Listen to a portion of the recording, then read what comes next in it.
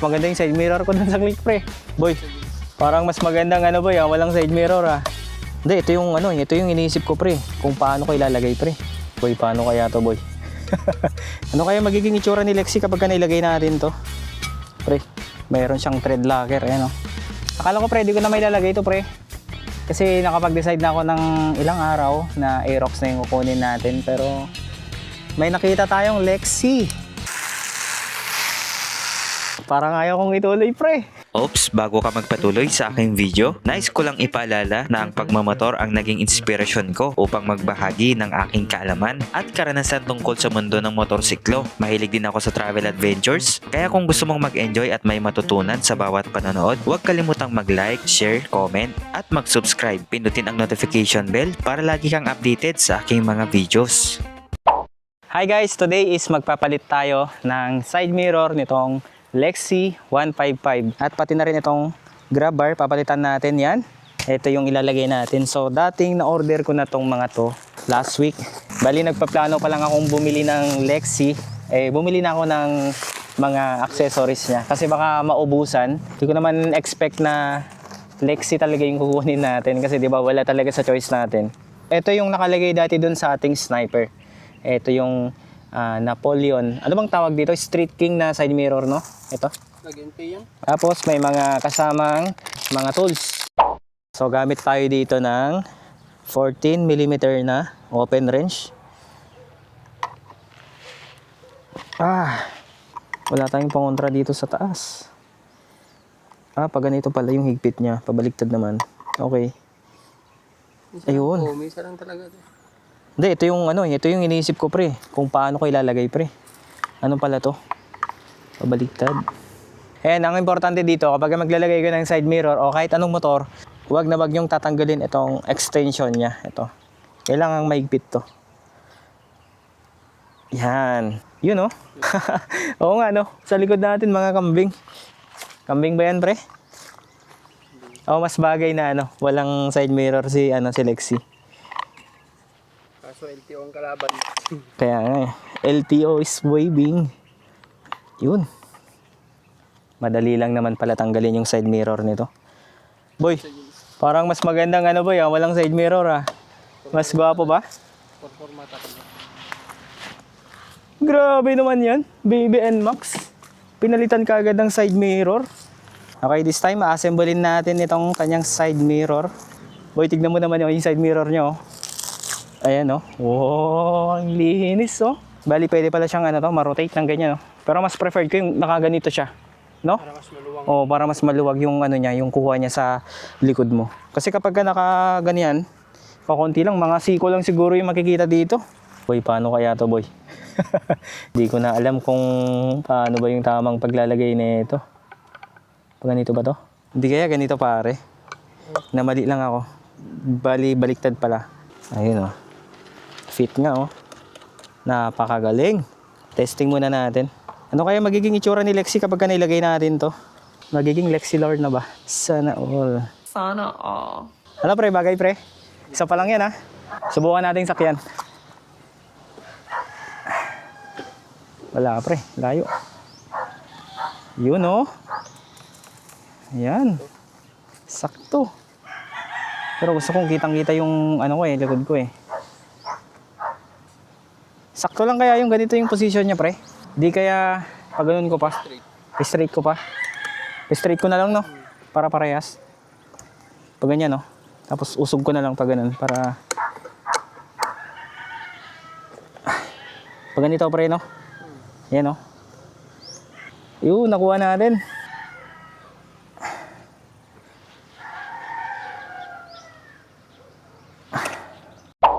Ayos ba? Mukhang mukhang branded. Yamaha yan. Ito namang isa. Yung ilalagay natin. Okay. Uy, nalaglag. Parehas lang pala.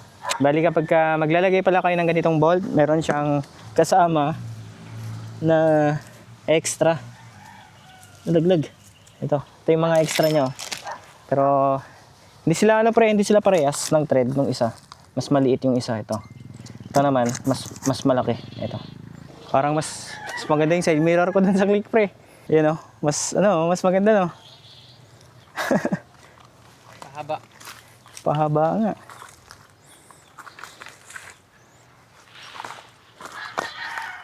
So guys, pakita ko lang kapag ka maglalagay kayo ng ganitong bolt, lagay nyo muna to sa loob. Yan. Tapos pasok nyo to. Yan. Kapag ka okay na, ilagay na natin dito. Pre, bakit parang iba yung thread niya, pre? Yun. Sakto, pre. Hindi naman tabingi, pre. Parang tabingi, pre. Kaso Hindi, ito na lang yung ulitin ko to mamaya. Ito yung magiging guide ko. Akala ko, pre, di ko na may lalagay ito, pre. Kasi nakapag-decide na ako ng ilang araw na Aerox na yung kukunin natin. Pero may nakita tayong Lexi. Ito, ilalagay natin. Pre, pakita mo pre yung susi natin, pre. Pagka sinusi natin yan, tutunog yan. Tignan mo ha. Oo, di ba? Tumunog. Anong tunog, pre? Lexi. Sana all. Lexi, open sesame.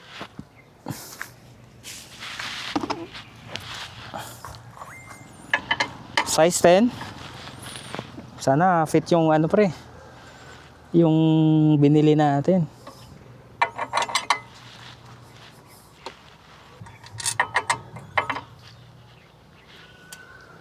Pre, mayroon siyang thread locker. Ayan o. Kulay niya. Kulay pink. Bagay kaya yan, pre. Tchanan! Oops, oops, oops. Oops, oops, oops. Yun lang, pre. Kailangan yata ng spacer. Sakto. Sakto siya, pre, pero kailangan ng spacer, pre. Sumasayad. Try mo pa lang ah. Tapos, try naman natin. Yun, oh. Sakto. Pero tatama kasi. Tatama siya, pre. So, ang best, ano dito, pag lalagyan natin ng ganito, 1/2 inch, konti na lang yung papasok. Kasya naman siya, pero madadali to. Sa side, kailangan ng spacer. Kailangan mag-adjust para tumaas. Kasi kung lagay natin na ganyan, pinilit natin, wala naman sigurong sayad to. Pag NPL. Yun. Ganyan na lang kaya, pre, no? Oh, di ba? Ganyan kaya, no? Huwag mo lang ilak. Huwag mo nang ilak. Pero gawan ko na lang ng yan. Gawan na lang natin ng paraan kung paano natin ayusin yan. At sa ngayon, ibabalik ko muna yung stock para safe. Tapos na natin nailagay yung side mirror. So yung kanyang top box bracket hindi natin nailagay kasi hindi siya fit. So fit naman yung lalagyan ng tornilyo niya, kaso kailangan ng spacer para kahit papano tataas siya. Kasi yung stock nun mataas talaga. Ito kulang sa height. Bali itong na-order nating top box bracket, ito yung pang M3. Same lang naman yung top box bracket ng M3 tsaka Mio Gear.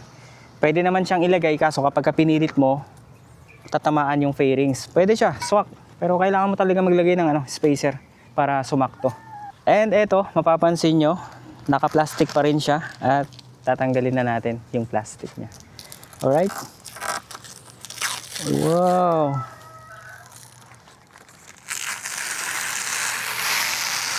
Parang ayaw kong ituloy, pre. Wow! Unboxing! Ano, pre? Tanggalin ba natin o ibalik natin? Balik natin, pre. You know?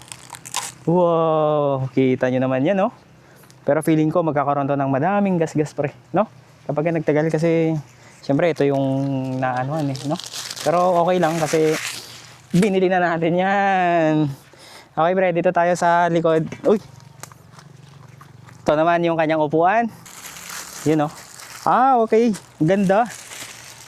Kahit pala, ano to, pre, oh. Kahit pala, di mo na punitin. Oh, see? Tapon na natin yan. Dumi. Delikado sa pusa, pre. Butasan. Mabutasan to, pre. Matik. Ayan, punasan natin kasi bago. Nalak ka agad, pre. Pero pansin ko dito na part, madami na siyang ano, gas-gas. Iwasan yan. Bagong bago to ah. Pero may gas-gas. Binawas sa presyo, pre. Okay, so yan guys. Abangan nyo pa yung mga susunod na video natin dito sa ating Lexi 155. Sa Facebook natin, yung mga hindi pa nakafollow, mag-follow kayo para updated kayo sa mga travel adventure natin at dito sa ating bagong motor na Lexi 155. Ayan guys, so tapos na nating natanggal yung kanyang mga supot. Pre, magsisisi ba ako nito, pre? Hindi, sulit pa rin yan. Sulit pa rin to. Bakit sulit, pre? Madaming pagtagyan. Oo nga no, dito sa harapan. Binawi naman dito sa ano, sa footboard. Kaya okay lang. Okay lang. Kasi, di ba pare, grabeng price naman yung dinili nila sa atin. Hindi ko talaga in-expect na ganun yung magiging presyo niya. Papaliguan ko na kaya to, pre? O punas-punas na lang muna. Wow! Dapat pala, hindi ko pinunasan to. Patabi mong matulog na mamaya. Pre, paano pala yung ginawa mo nun dito sa ganito mo? Pinalitan mo kagad? Oo. Same kaya sila sa ano to? Pang Pay lang. sa Oo, NMAX? sa mga Ha? Ganito din ba? Yung sa NMAX, hindi? body. Body na. Di, Kila pre, siya eh. lagyan ko na kayo ng sticker, pre. Lagay ko to. Pwede matayamanan. Wow! Hindi, pre. Huwag nating tanggalin yan. Taba ba? Saan kaya? Lagyan na natin ng sticker. Dito? Okay ba kaya dito, pare? O kaya dito, tabi natin dito. Pangit ba? Baba. Saan ba? Dito? Hmm. Dito ba? O kaya yung logo na lang natin ilagay natin dito. Hindi bilog. Sige, pag-iisipan natin. Dito kaya? O kaya dito, pare? Pangit, no? Dito? Saan kaya pwede? Dito, pag ganito. Magkabilaan. Orimisa lang, tapos di logo, di... Tapos logo naman dun sa kabila. Okay. Napakagaling mo, pare. Ilalagay na natin. Pag ganito, pare, no? Di bagay. Sa din tinox mo. Wow. Okay. Lagyan natin. Sa mga gustong humingi ng aking sticker, kapag nagkita tayo, bibigyan ko kayo. Okay na siguro dito, pare. Wow! Boss Phantom Speed! Lupit mo, Boss Phantom Speed. Idol, idol, idol. Ang ganda! Ang ganda! Okay.